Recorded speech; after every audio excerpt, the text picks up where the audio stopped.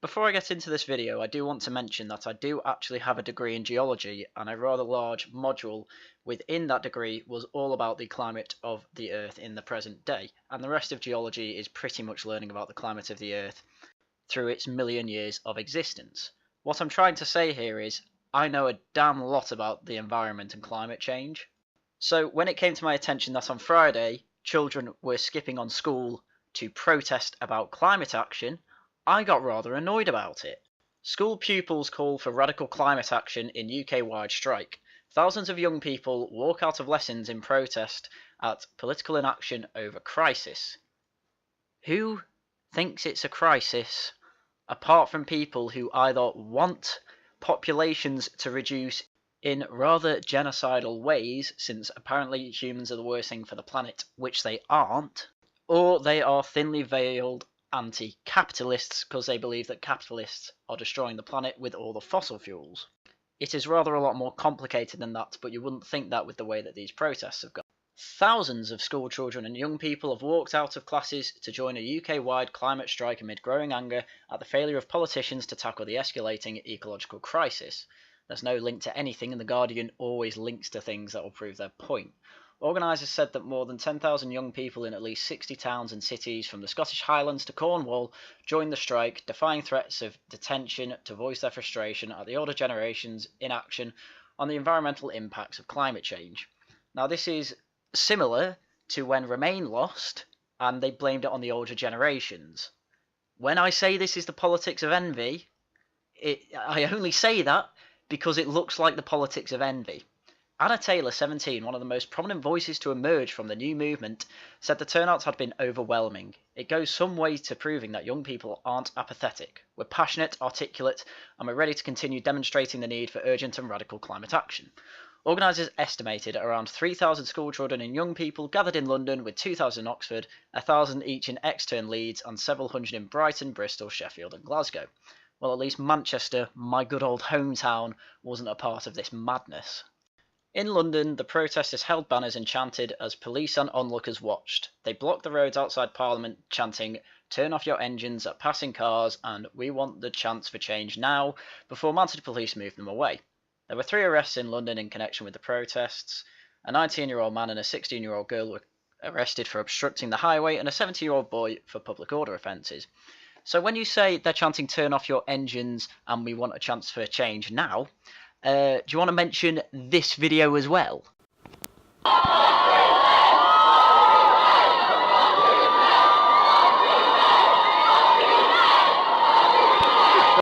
Yes, they are chanting "Fuck Theresa May." But no, it would be absurd to say that this has any type of political motivation or indoctrination behind it, that's for sure. Oh dear God. In Manchester, it's too good to be true, wasn't it? Hundreds gathered outside the Central Library before marching to the Royal Northern College of Music with signs reading "Climate over Capitalism" and chanting "Whose future, our future." No, this isn't the work of a load of anti-capitalists. It couldn't be that at all. They just care about the climate. Oh my God. Matt Sorby, 18, said his journey from Queen Elizabeth School in Kirkby, Lonsdale, Cumbria was worth it. "This is our future, and this is making a difference. The government has to listen. I feel incredibly powerful just being here." Like, I've been on protests before. I went on the protest for Count Dankula with the Liberalists in January of last year, and it was quite fun, but I wouldn't say it made me feel powerful.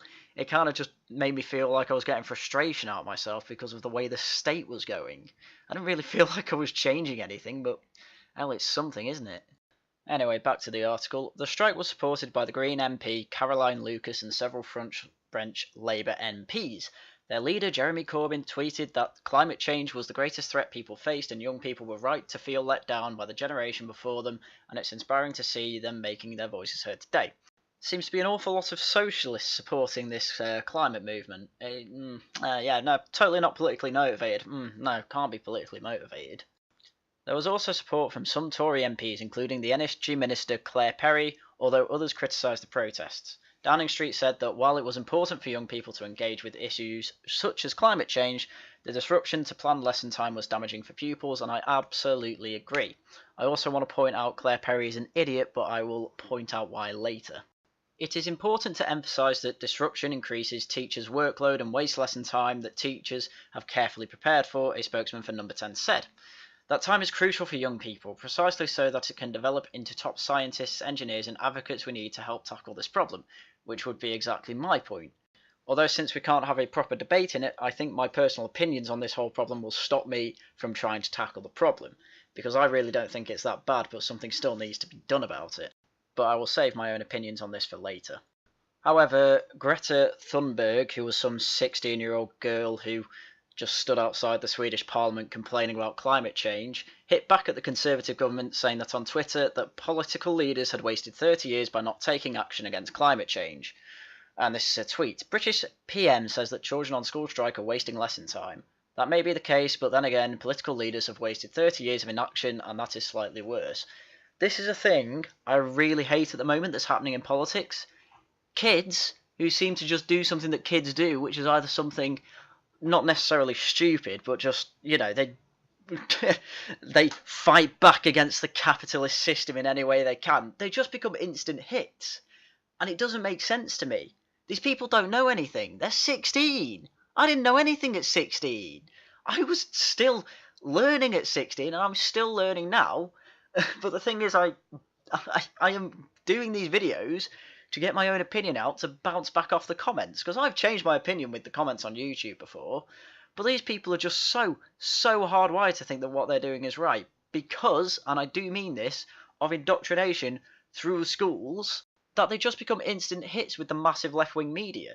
This is why The Guardian is absolutely loving this thing to bits. They're the only people to seriously try and report on this, and it's ridiculous, because it's as bad as that Extinction Rebellion thing. Every other news site was sourcing that they shut down 5 bridges and got arrested a few times, and that they were protesting against something else. But The Guardian went full on out, giving every little detail about it that really didn't matter. It's like, oh, here's a few slogans that they were chanting. Like, who cares, Guardian? Stop giving them attention. The latest UN report warned that there were 12 years remaining to avoid the worst effects of global warming, from record-breaking droughts and heat waves to warming oceans and melting ice sheets.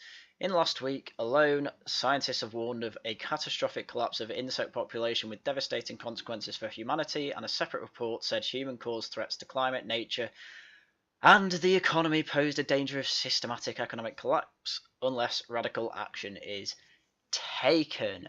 Wow. Right, as a geologist who is educated on the subject, I do have to say carbon dioxide is directly linked with global air temperatures, but it's more complicated than just more carbon dioxide in the atmosphere leads to higher temperatures.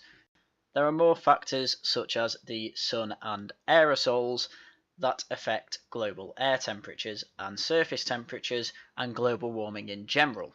I would also argue it's not capitalism to blame, since that you all seem to want industrial revolutions with your communist theories, Mr. Marx, and all you Marxists.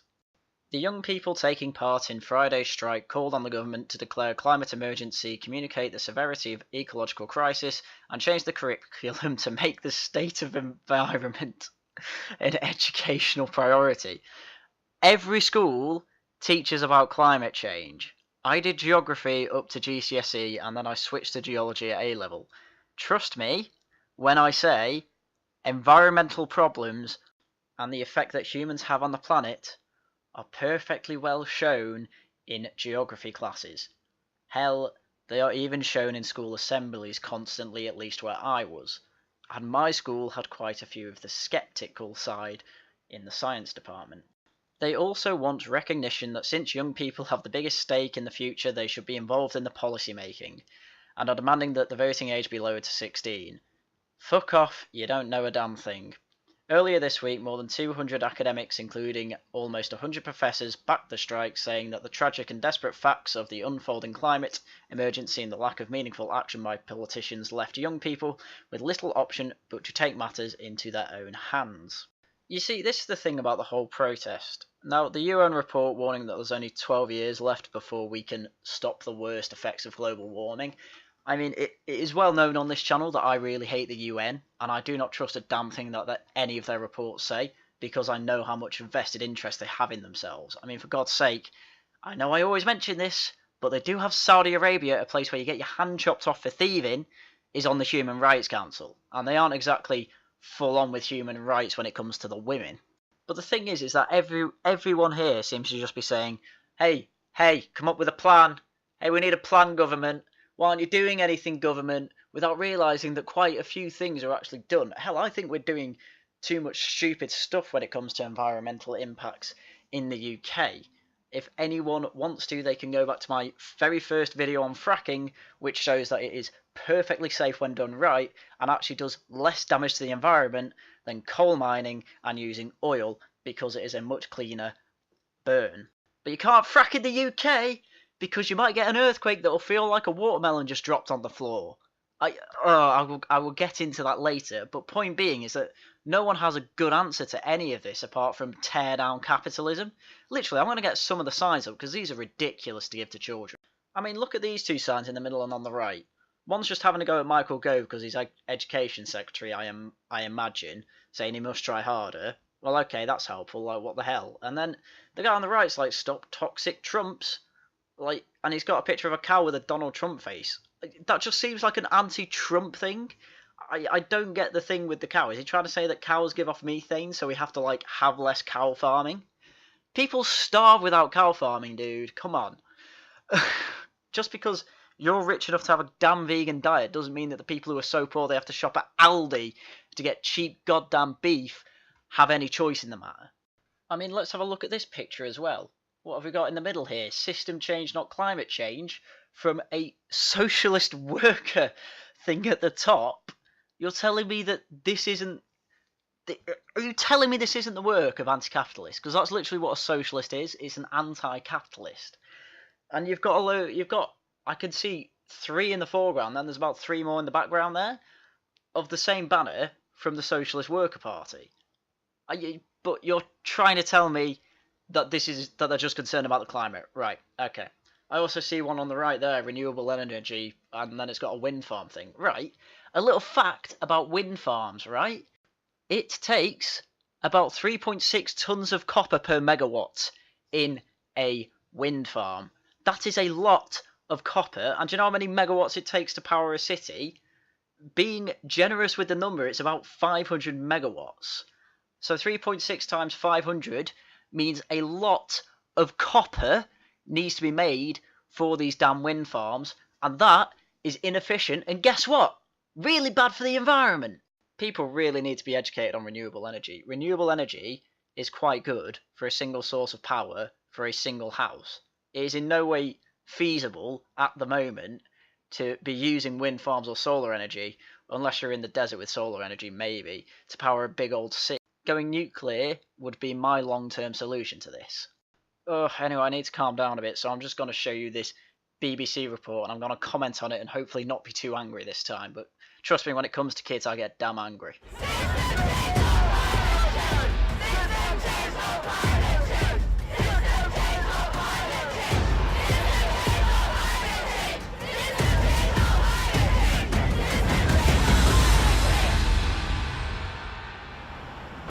My god, I'm already annoyed.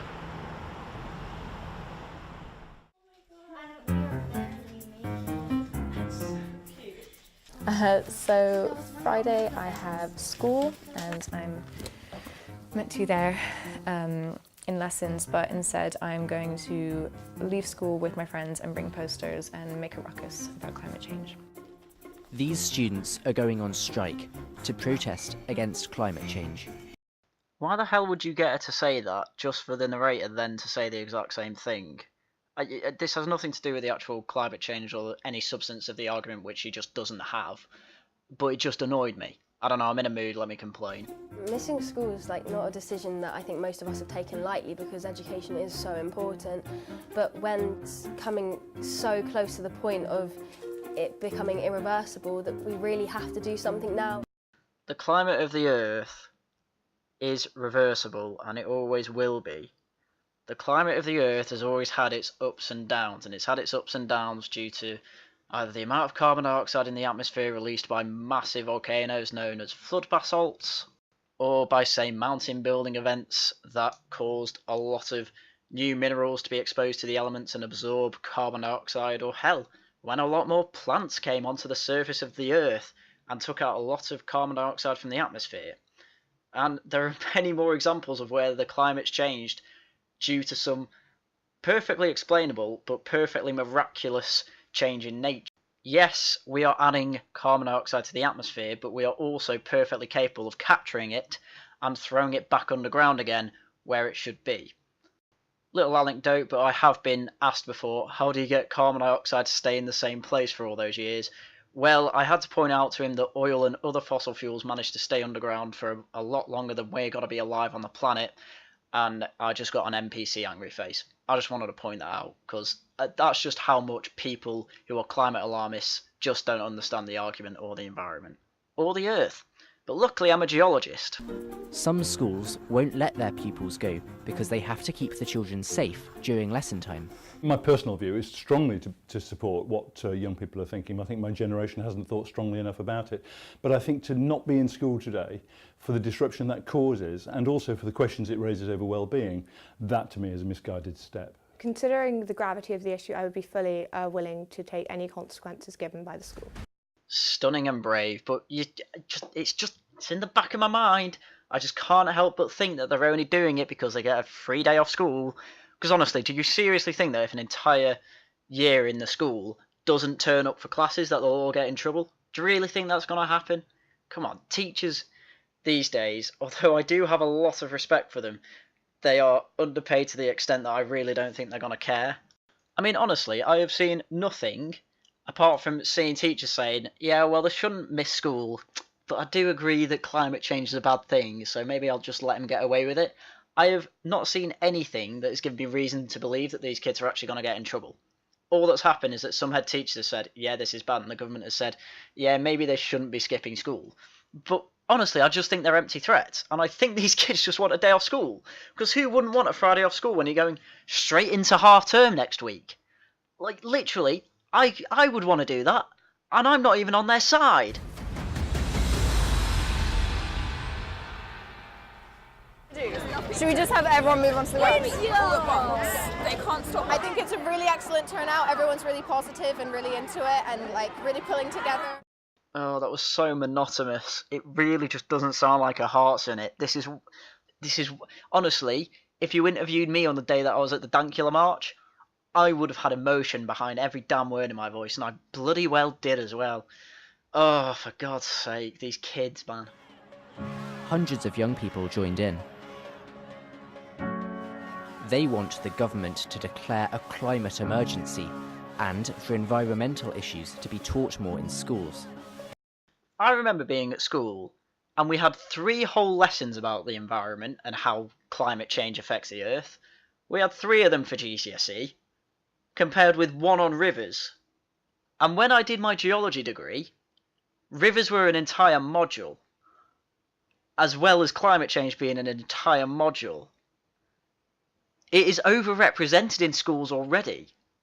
You just want a day off school. The amount of kids that have probably missed geography for this is absolutely... I mean, the irony is just delicious, but let's carry on. Some politicians listened.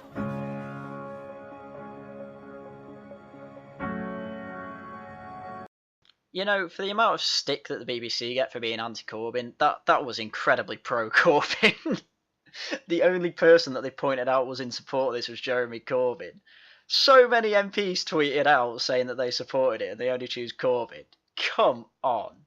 I mean, I know the BBC are anti-Corbyn, like, irredeemably so, but, like, come on. That's, like, give them credit when they, like, overrepresent him for something.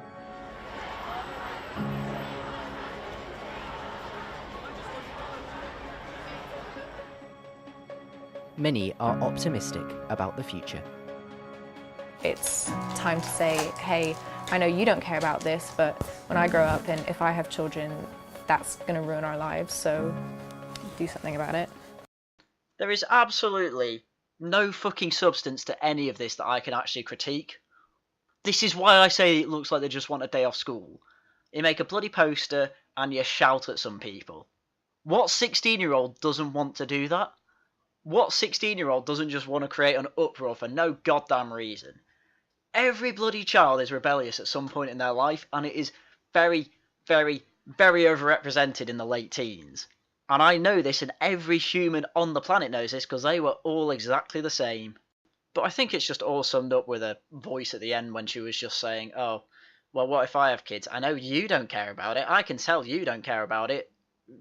You know, nothing to back that up. No saying because they're basically just saying because you're not doing anything. But I mean, I can point things out that they are actually doing, such as I said, basically not letting anyone frack. They're letting Quadrilla frack with such ridiculously tight restrictions that they can't actually make it profitable in any way. Renewables have a ridiculous amount of subsidies, and for God's sake, the EU keep putting up fishing restrictions and carbon restrictions that basically no one but England is paying attention to. And they're not going particularly well because they're totally not thought out, because people like you are just shouting do something and you don't care what that actually is. You just want your voice to be heard and to feel like you're validated for them to do something. And the sooner you admit that, the sooner we can actually get these problems fixed. Because these problems are fixable basically by taking the third world out of poverty and letting capitalism run rampant. Because eventually, oil is going to become totally unprofitable. And they've been saying that for 40 years. I mean, it will eventually happen, but I don't think it's going to happen anytime soon, especially while you're basically trying to create antitrust laws against oil industries that is basically just making them more profitable than renewables. Because the monopolies can just keep raising their prices. You don't understand these complex systems, and it's obvious. Please go to school. Anyway, thankfully, The Guardian have this opinion piece by Rosie Smart Knight. I am taking part in the school climate strike. It's the only power I have. Today, thousands of students like me will be leaving the classroom and making those in charge listen to us on climate change. There is a particular paragraph in this that I want to go through. I'm not striking because I know how to tackle climate change. I'm striking because I want the people with power to do something to start addressing it. They need to listen to the scientists who have been warning us about climate change for years and who understand how best to solve this mess. We've been called truants and snowflakes, but if we're really involved in this because we want a day off school, there are much easier ways to go about it. Standing in the cold, demanding that those in power take our future seriously isn't something we're glad we have to do. I wish the burden didn't fall on any of our shoulders. We are being asked to write our epitaphs before most of us are even able to vote. But I refuse to be passive in the face of catastrophe. Several of my friends and classmates are striking with me, and many who aren't are supportive. We are aware that we will be skipping lessons for something that may not make a big difference, but we're all conscious of how precious our education is. It's only due to the severity of issues that we are jeopardising it. My college has been less than supportive, as it believes that there are better ways to make a difference than encouraging students to participate. I sent a college-wide email to let people know what I was doing and how they could get involved. I was quickly told by a staff member that I wasn't allowed to use the college system to spread political messages. It saddened me that demanding a say in my future and the future of all life on Earth was regarded as a political message. Surely me doing nothing would be a breach of my duty of care for future generations, just as our leaders doing nothing now is a failure to live up to theirs. Okay? So one of my points against climate change alarmists and other environmental eco-warriors such as these people are in training has always been that they seem to be incredibly anti-status quo, let's say capitalism and humanitarian, because they believe that they are having this massive virtue signal on a planetary scale. If you look at this language, I think this really does show it. I mean, for a start, she says, you know, oh yeah, I get that I'm skipping school and I'm going to point out that this is a good thing anyway because I have to write on my headstone already and I can't even vote. That is such a non sequitur, I don't even know where to start, but if you seriously think you're going to die from climate change within the next 12 years, I have to sadly assure you that it takes a bit longer than that for the effects to actually kick in, if the effects will kick in at all. Which, I mean, I'll be honest, I think they will at some point. But then you go on to say that you're saving the planet instead of, you know, being a political activist. Like, you're clearly being a political activist. This whole thing seems to be completely supported by every socialist group and MP going. If that's not political, I don't know what is. But I mean, honestly, again, I'm not striking because I know how to tackle climate change. Yes, I know that. I know that you don't know how to tackle climate change. And people that protest never have an answer to how we do climate change apart from screaming we need renewables without really understanding that renewables really don't help the planet all that much. I mean, if you want to scream at someone, scream at India and China. Them together seem to create about 50% of all carbon emissions that humans produce. But you're shouting at the US government that provides 15% of the carbon emissions, which we can get by if countries as big as America are creating 15% of carbon emissions. Trust me, that is manageable. We can actually capture that and not have to spend too much on it. But when it comes to China, holy crap, have you seen their cities? If it wasn't communist, or to be more accurate, if it was more free market and it allowed its citizens to become rich and didn't keep a close eye on them like 1984 and Orwell's Nightmare, then eventually that country would probably have a lot less carbon emissions because the people would start caring about the environment. Because it's shown that when people, or when a country gets to a GDP per capita of about 5,000 or something like that, US dollars that is, then they start caring about their environment and they start being a bit more conservational with their environment. But China's nowhere near that stage. So yes, I am making the damn argument that capitalism is saving the damn planet. And you have absolutely nothing against that. You just want to say, oh, I hate capitalism, stop being capitalist, we need to save the planet. Well, governments haven't done a good job so far, and if you can show me any government that has done well to reduce carbon emissions, then I would love to see it. In fact, I can give you one of my own. Norway's done a good job with hydroelectrics. I believe 95% of their power comes from hydroelectrics. But I wouldn't really say that's entirely the government, although the government actually did a good job with it. It's mainly from the fact that they have goddamn mountains where water can go inside the mountains and power these hydroelectric generators. That's what does it, their environment, ironically enough. But of course, I had to give you that. You couldn't do that to me. You can't give me an example of that unless you have a rather long Google search. And trust me, it's going to be a rather long Google search because there's about 2 countries in the world that's actually done well with renewables, and that's because their environment allows them to do well with their renewables. Go nuclear, do what France did. Right, let's have a voice of reason for once. Rod Liddle. What do kids want? Climate action? When do they want it? During double maths. Such a hectic life these kids lead. On Friday, my lovely 13-year-old daughter was out on the streets of Canterbury with her schoolmates demanding something be done right now about climate change because adults are letting us down and it's our future and it isn't fair that horrid right-wing old men are deliberately destroying the planet. The next day, she was at Gatwick with her mum, off for a half-term ski trip to Norway. I hope she got the irony. All those emissions just so she could have a chance to snap her femur in half. Still, at least she wasn't going to the Alps, where the wilderness has been murdered by skiers, the mountains stripped of forest and festooned with lifts and blue runs created by snow machines. Is there more environmentally ruinous pastime than skiing? I do have to say I am a fan of Rod Liddle's writing style, but it is true. For civilization to succeed, we do have to affect the environment in some way, but we do very much conserve it in others. I mean, when we do make our blue ramps for skiing, we end up conserving the environment, ironically, in another way by just planting more trees in another forest nearby that's not that good for skiing. That's pretty much how we keep the planet going. Perhaps she did get the irony. Her placard for the march read, rather critically, "There are no narwhals on Mars. Save the planet with narwhals." I think she was taking the piss, a habitual disposition, and very grateful for the chance to miss double maths, which is why I was kindly when she returned home and I didn't confiscate her mobile phone, cancel a ski trip, turn the central heating off, ban fast food and tell her that henceforth she would be walking to school. Drat you pesky kids, you've made me see the light. From now on, we'll be a carbon neutral family. Oh god, I do love this. The annoyance for me was largely at the partisan nature of the teachers who allowed this strike. It isn't a strike though, they are kids, they have no labour to withhold. To go ahead. It is because they agreed entirely with its aims. They were politically on board, all the children had to do was write a letter explaining why they wished to go on the march and they would be permitted to do so. Fine. I don't actually agree that's fine, Rod. I think that's quite a bad thing. No matter your politics, a child's education comes before any type of political activism. If they want to be politically active, they can do it at weekends or on their holidays. But my god, if they skip school for it, I'm going to be mad. So next week, when my daughter wants to go on a pro-Brexit march or a demo protesting about uncontrolled immigration, that should be okay too, sir? No?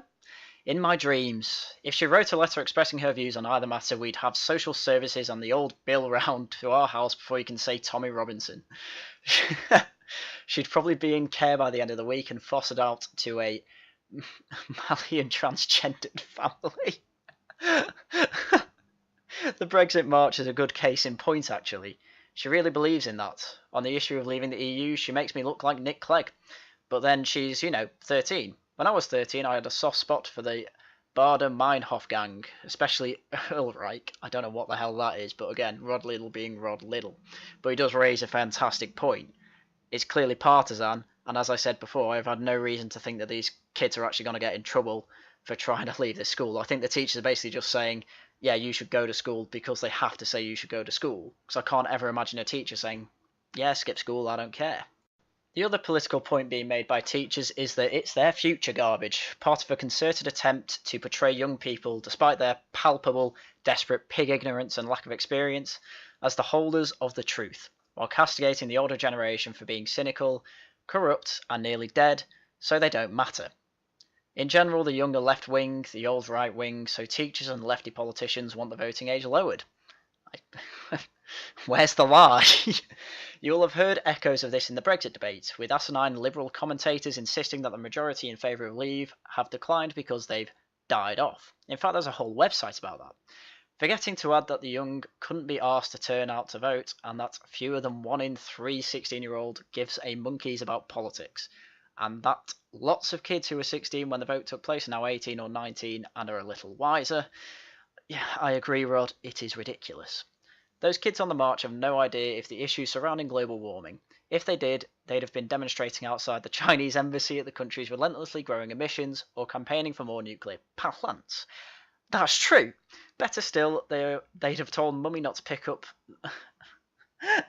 Sorry, I'm going to have to start that again. Better still, they'd have told Mummy not to pick them up in a 4x4 once the march had ended, and they'd have enjoyed a cheeky Nando's. We'd walk home or take the bus. But in schools there is no real questioning on the subtext of climate change, on the important issues. Just an endless teenage whine of stop it now. He's hit the money right on the nail, right in the head there. And it's all just exacerbated in that paragraph I read from that girl that wrote in The Guardian. I mean, where's the lie? You couldn't actually refute that argument. All you just said was, isn't there better ways to just skive? Well, the answer's no, because teachers fully agree with you. Teachers are like 80% left-wing in the UK or something like that. And left-wingers seem to correlate very much highly with climate alarmists. And trust me, climate alarmists think that you are better off protesting than going to school and actually learning about these things. Because clearly you don't have a damn clue. For a start, you're advocating wind farms, and wind farms are terrible.